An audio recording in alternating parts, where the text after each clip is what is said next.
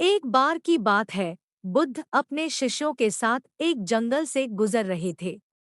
रास्ते में उन्हें एक नन्हा पक्षी दिखाई दिया, जो जमीन पर तड़प रहा था। उसके पंख टूटे हुए थे और वह उड़ नहीं पा रहा था। बुद्ध रुक गए और पक्षी को उठा लिया। उन्होंने उसकी चोट को देखा और उसका मलहम लगाया। फिर उन्होंने पक्षी को एक पेड़ की शाखा पर रखा और उससे धीरे धीरे उड़ने का अभ्यास करने को कहा। पक्षी ने बुद्ध की बात मानी और थोड़ा थोड़ा उड़ने की कोशिश करने लगा।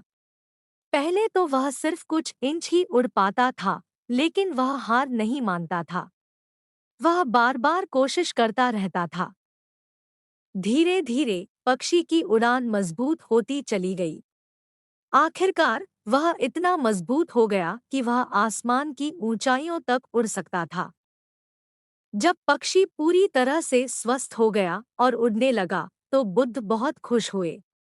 उन्होंने अपने शिष्यों से कहा, देखो, इस छोटे से पक्षी ने हमें क्या सिखाया है। उसने हार नहीं मानी और लगातार मेहनत की। इसी तरह हमें भी अपने जीवन में आने वाली चुनौतियों का सामना करना चाहिए।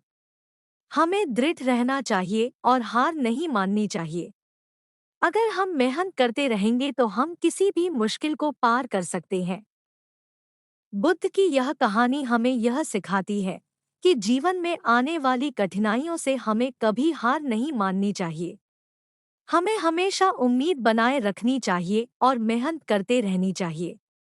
तभी हम अपने लक्ष्यों को प्राप्त कर सकते हैं और सफल हो सकते हैं। इस कहानी के माध्यम से बुद्ध हमें यह भी सिखाते हैं कि सभी प्राणियों के प्रति दयालु होना चाहिए। उन्होंने एक छोटे से पक्षी की जान बचाई और उसकी मदद की। हमें भी उसी तरह दूसरों की मदद करनी चाहिए और उनके प्रति दयालु होना चाहिए। मुझे आशा है कि यह कहानी आपको प्रेरित करेगी और जीवन में कठिनाइयों का सामना करने का हौसला देगी।